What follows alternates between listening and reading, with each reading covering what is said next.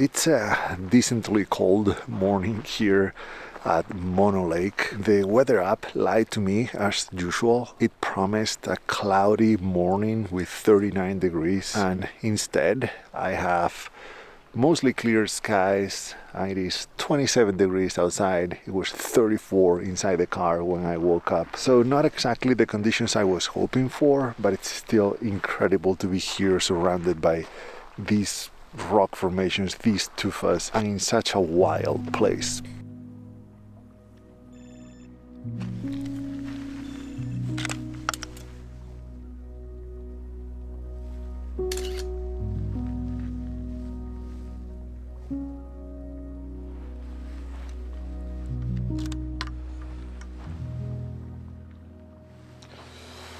Yeah, I thought I would have more time, but this happened way too quickly. Well, at least it's much warmer now, but yeah, photography might be over before it even started. You're not gonna be able to hear that, but there are coyotes howling. There you go, in the distance. I got here last night. I slept in the woods farther east. I was quite the experience. This one is done.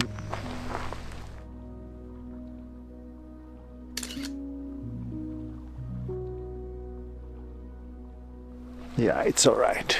But anyway, it was quite the experience because, of course, there were birds, chipmunks around. But as I was getting ready for the night, a bunch of wild horses just went by making horse sounds. It was very, very cool. And then when the sun set, the coyotes were crazy. They were howling really loud. It was amazing. I had to put the hat back on. It's not as warm as I thought. But yeah, this next part of the trip, of this photography road trip of mine that I've been on for a couple months, has taken me to the Eastern Sierra in Eastern California, a place like no other, in my opinion, in America. It is very beautiful here. You know, when I think of the West, the image that I have in my mind of the West, this is it. And during my time here, I'll be photographing some very ancient landscapes, both natural and man-made. And one of those places is, of course, Mono Lake, which is an ancient lake. It's one of the oldest lakes in North America. It's estimated to be almost 1 million years old, so it's been around for a while, way longer than modern humans have. But of course, it didn't take humans too long to ruin it. This lake used to have much more water. In fact, all of the tufas that you see around used to be underwater. They form underwater. It was only when they started diverting water from here to population centers in Southern California, like LA, that these rock formations came above water. Now they are not taking water anymore from here, so it's still gonna take a while. They say around 20 years to get enough water to be closer to what it used to be. So I wonder if these tufas will be underwater again soon. In that case, we have a limited time to enjoy them and photograph them.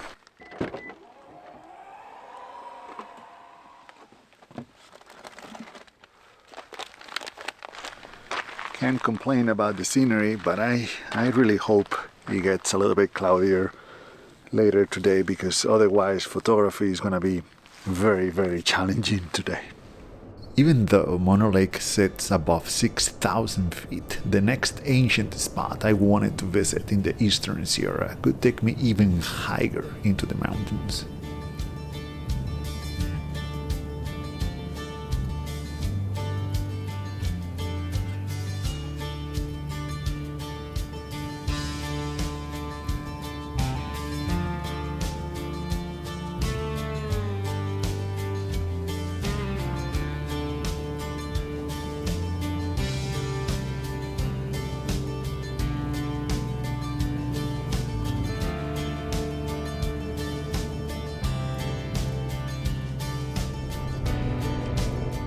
There's gotta be the mandatory gravel road to make it feel more like an adventure, I guess.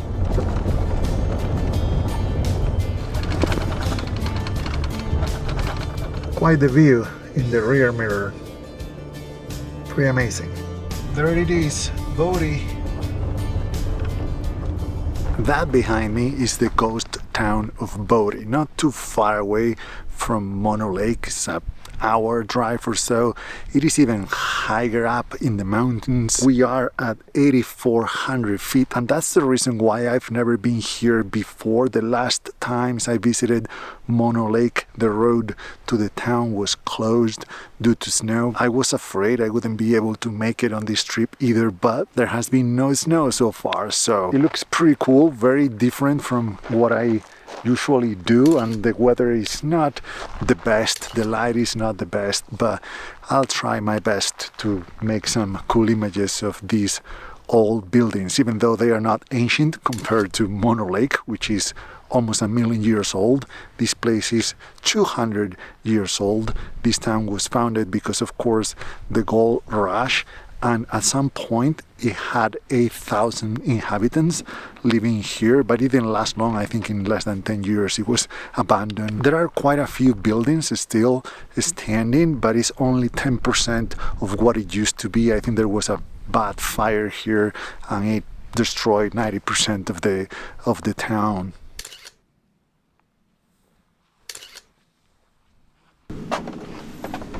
I mean, the view they had, this is gorgeous. You gotta watch where you step because there is a lot of trash on the ground, including this piece of glass from a bottle. I hope it's an old one and not a new one. Old or new, it doesn't really matter because it can hurt you.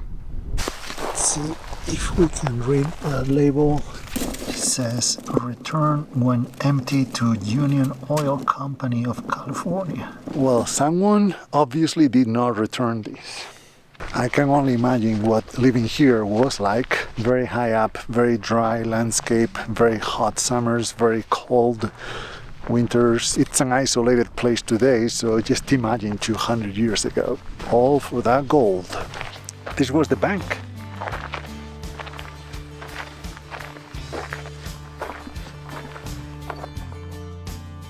I mean, it's what's left of the bank, basically the safe.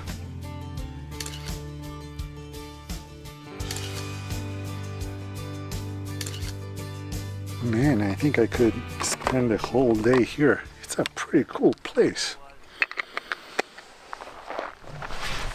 I totally lied to you about the age of this place, though. There are power lines around. Clearly, it was not abandoned 200 years ago. It was more like 60 or 70 years ago. I wish I had gotten one of those guides at the entrance because I'm sure those booklets have interesting information about this place. That is a very nice house, even by today's standards. I totally live here.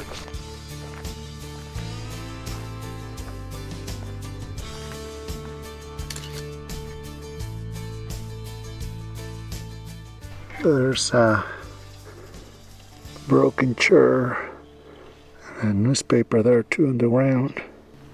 Okay, so these are the outskirts of town. I just came up here because I thought we could get a great view. And indeed, it's a good view of a pretty big place. There are a lot of buildings and most of them are very well preserved. Very nice, very nice. Photography wise, I don't think this is gonna make for any good images, but I'm trying my best. This would totally be a great location for night photography with a full moon or some star trails or something, but unfortunately you are not allowed to be here at night. The park opens from 9 a.m. to 4 p.m. and there are signs everywhere that they enforce that strictly.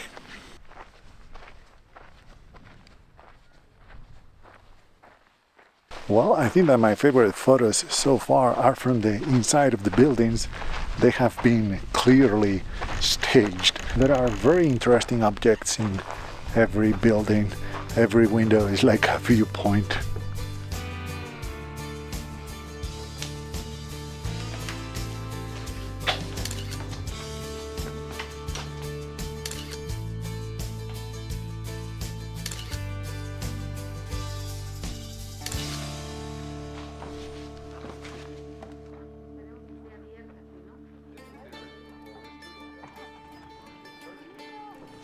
I got a bit overwhelmed in there. It got pretty crowded right now. It's almost 2 p.m. and I haven't had lunch, so time to do that. I'm struggling with this sun, and it's gonna get worse in the next few days because I'm going farther south after this. After lunch, I headed back toward Mono Lake, hoping for some soft evening light at sunset. Let me show you really quick a very cool view of Mono Lake. Close your eyes, hear the voice within, calling. This heavy load got under your skin, hauling. You got the white knuckles holding. Look at this car, 24 hours, not even 24 hours here. It's already filthy. I might have timed perfectly my visit to Bodie because I just got an alert on my phone. There's a winter storm watch. It says up to 12 inches of snow, which sounds lovely, but it also comes with winds of up to 100 miles per hour on ridges. I mean, that's insane. I'll be gone by then, but that might be the storm that shuts down the road to Bodie for good for the season. And it'll probably do the same for another road that I'm taking tomorrow to another very cool ancient place. But first things first, let's work on these tufas. I've been here 2 or 3 times, but I've never photographed this place at sunset time, and I think it might work very well now that I think about it, because the sun is going to set behind the mountains, so the rocks are going to be in the shade, but the water might still have some brightness to it because of the reflection in the sky, and that is going to create a lot of contrast, the kind of contrast that I'm looking for, because I want to capture those crazy shapes of the rocks, not so much the texture of them. Okay, I got this beautiful composition of those beautiful rocks with the mountains in the background. I'm taking a 4-minute long exposure, even though the sun is still not behind the mountains, which means we're gonna have a lot of texture on those rocks, but it's fine. I'm just waiting, so I might as well just try it, and who knows, you know, it might work. I still think that it's gonna work much better once the sun is gone, which is going to happen pretty soon. Not sunset, we still have a ways to go before that, but for the sun to set behind those mountains. They are pretty tall mountains, so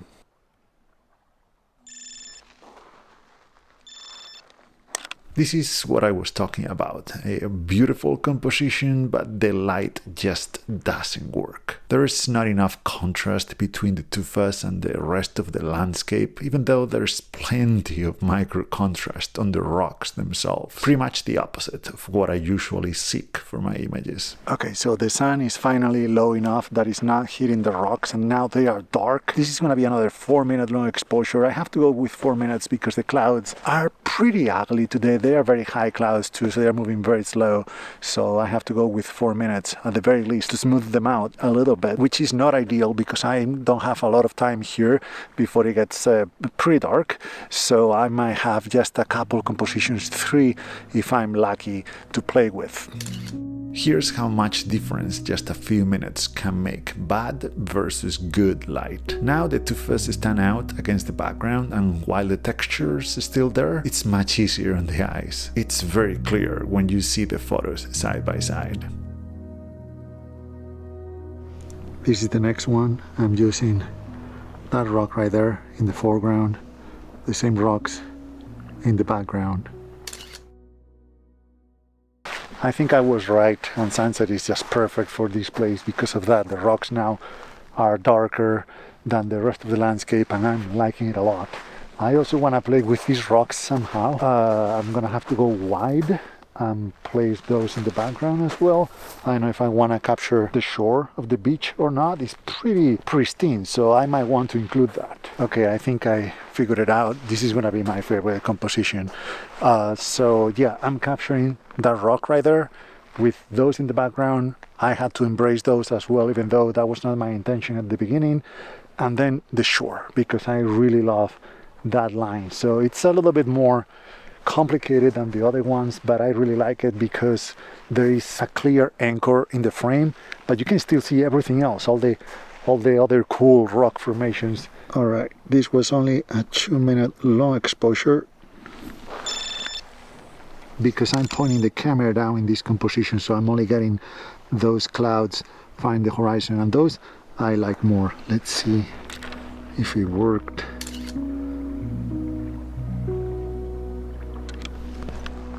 By the way, it stinks in here. If you've been to the Salton Sea or to the Great Salt Lake, it's kind of the same smell. It's like sulfur. I don't know if that's what it is. I don't know if the three lakes have the same source of the smell in common. But yeah, it smells like rotting eggs. Not very pleasant. That's it. I'm heading back to the car. I just wish I had a good cloudy day here so I didn't have to rush the compositions and my choices. But yeah, it is getting pretty dark now, so I better head back to the car. As you can see, I put my coat on. It is getting chilly. It's gonna be another cold night.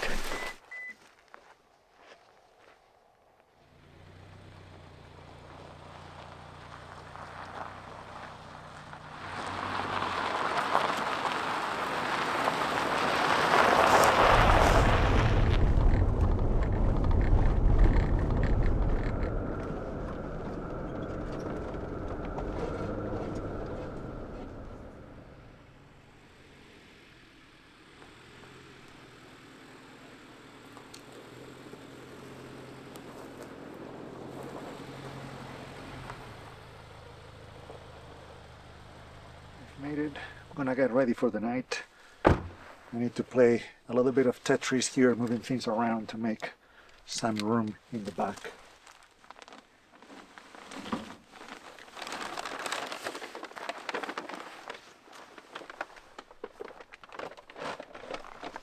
See, I'm gonna be working now in here. I have to make my bed a little bit, but yeah, I don't have to worry too much about privacy at this spot because yeah, there is nothing around.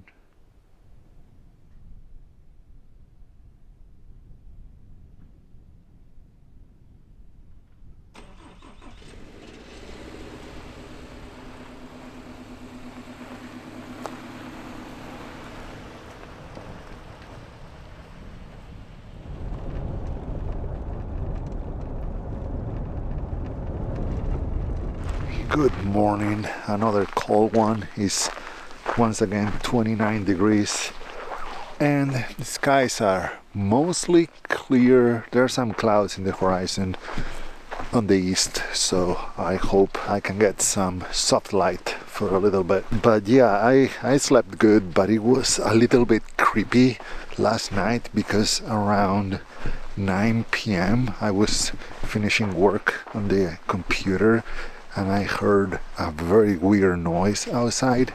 It was like someone was dragging something. It sounded like metallic. It didn't last very long, but it happened 3 times. It came from behind the car, not too far. I have no idea what that was, but the road is pretty far. There are no houses around. I didn't hear anything else, so I went to bed. I played a couple videos while I was trying to fall asleep, and that was it. I know sometimes you hear very weird noises in the forest.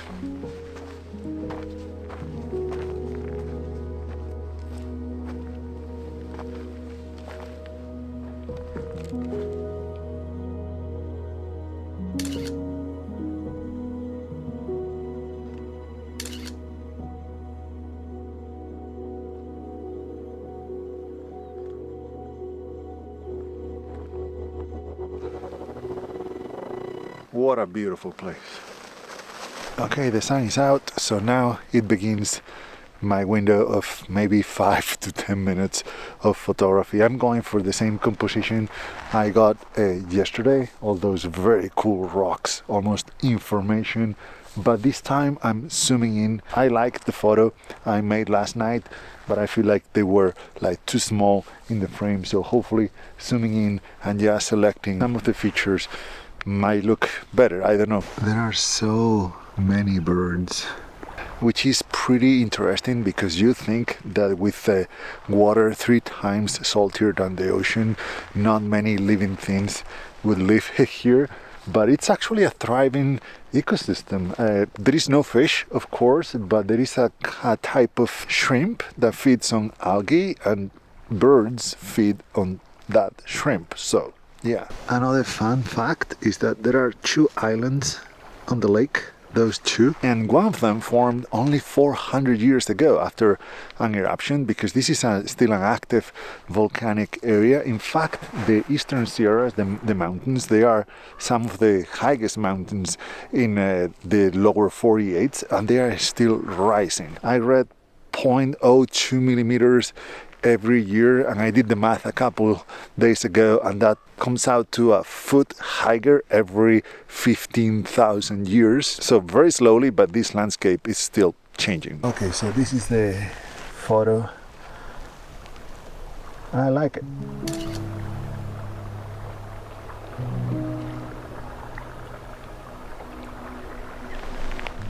That doesn't look very good for the bird. Maybe a coyote got it. Alright, so I had to come back to the car because it is finally cloudy, which is perfect. I was missing the telephoto lens, so I came to the car for that, and I also had to switch memory cards. I ran out of space. I am taking a lot of pictures, that's for sure.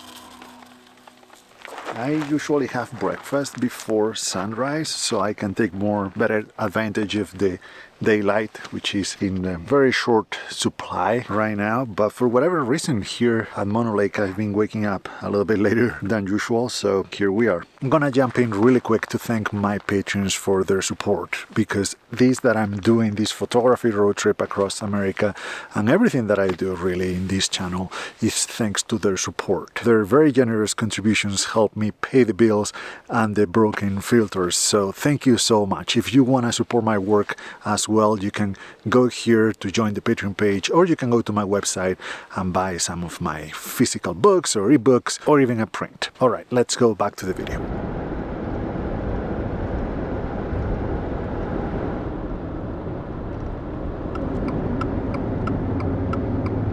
We are moving farther south now. We are actually going down into the Owens Valley. It is, of course, really beautiful here. Oh, here we have a map. So this is Mono Lake, where we just spent the last couple nights. We went to Bodie yesterday. That's the ghost town. And now we are going farther south into the Owens Valley. I'm hoping to make it all the way here today, but first we're gonna take a little detour to go to another ancient place.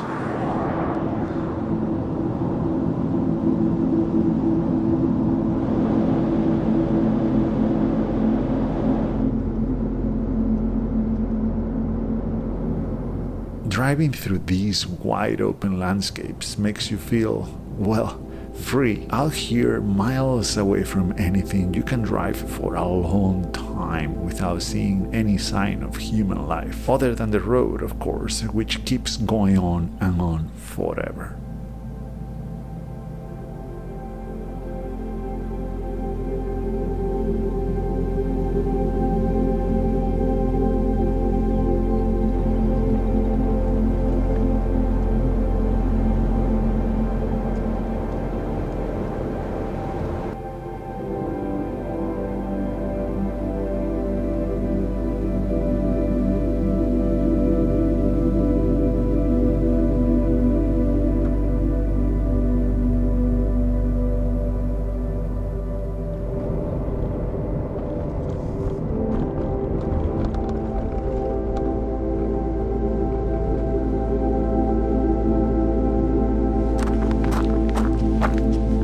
Oh man, this road just keeps going up. It gets higher and higher, but the views are something else.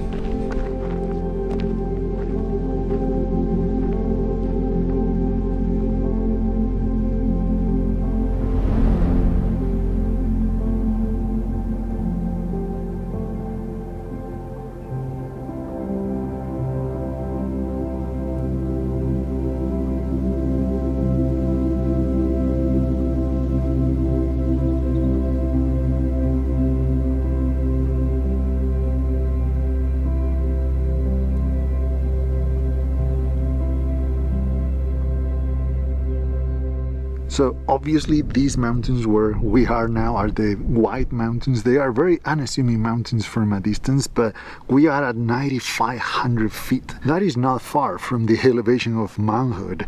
On the other side, well, first we have the Owens Valley, and in the far in the distance we have the Eastern Sierra.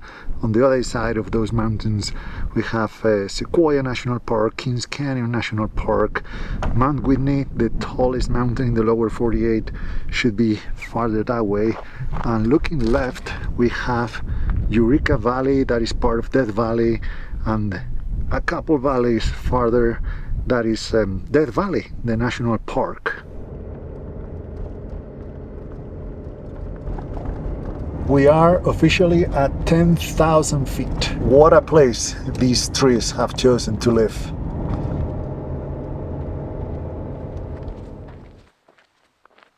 Well, somehow it's already 2:30 p.m. I'm just getting started here with the Bristlecone pines. That gives me barely 2 hours. There are 2 trails. The one I'm doing is the Discovery Trail. It's a 1 mile loop, and there are 2 more that are longer and harder, but sadly I don't have time for those, so hopefully we can find interesting stuff on this one. I did this very same hike almost to the day 8 years ago. They are amazing trees. Just looking at them you can tell that they are old. How old? Well, some of them are almost 5,000 years old, which is a long time. It's the oldest living organism on Earth, like single individual organism, not an organism that clones itself, because aspen trees can be older than that.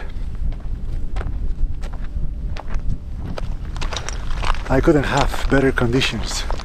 It is beautifully cloudy.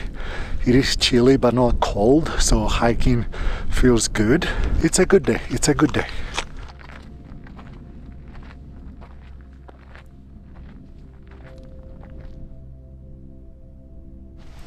Aren't they just the coolest trees you've ever seen? I mean, it's not just that they are old, which helps, you know, but it's the gnarly, twisted shapes, and I mean, you can tell that they are ancient things. Remember, this video was about the ancient landscapes of the Eastern Sierra, and these are definitely ancient. From a photography point of view, there's not much we can do here because you gotta stay on trail. So besides the obvious wide angle shot,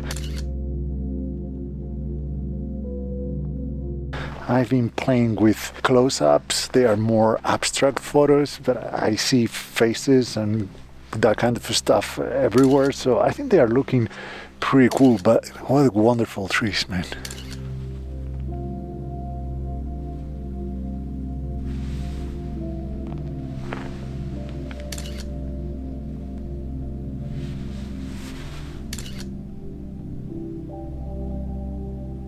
I don't even know if they are alive, but I've read that once they die, they can remain standing for centuries. So that's just crazy.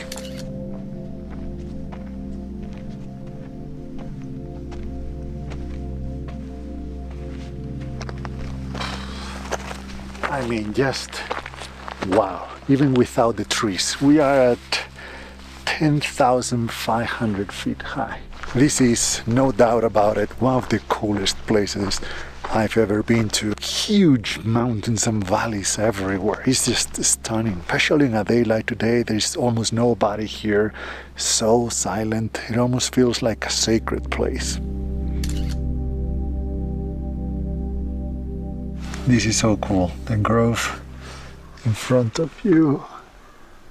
He took a sample from one of them, and after dinner he kept counting rings beyond the year BC 2046. That was the first world-known tree to exceed 4,000 years in age, and it was still living. So, supposedly, the oldest known tree is somewhere around here in a non-disclosed location, so people don't disturb it. And just as that exhibit says, it might be one of the smaller, more unassuming trees that is the oldest one. So many rings.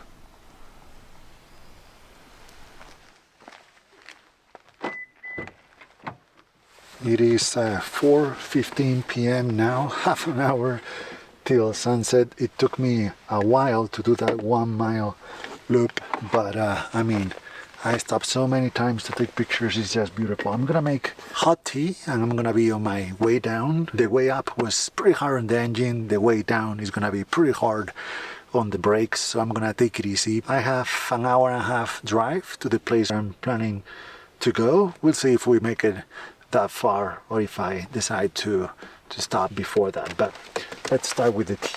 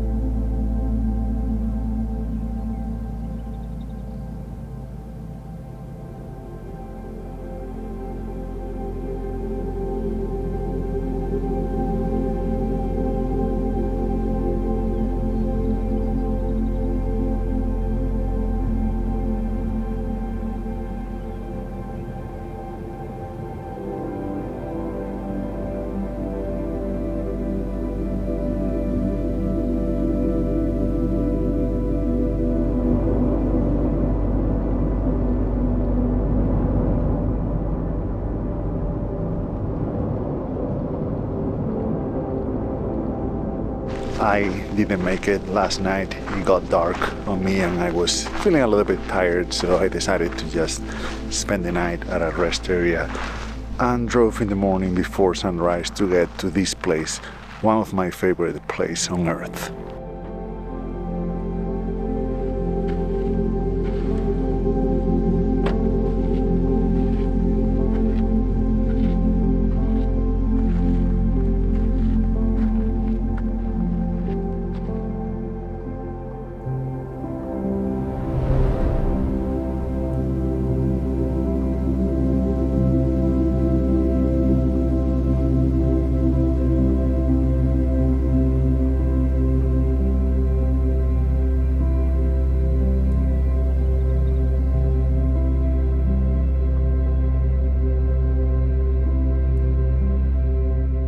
There's this crazy cloud there in the sky, so cool. It was red just a couple minutes ago from the sunrise. What a place.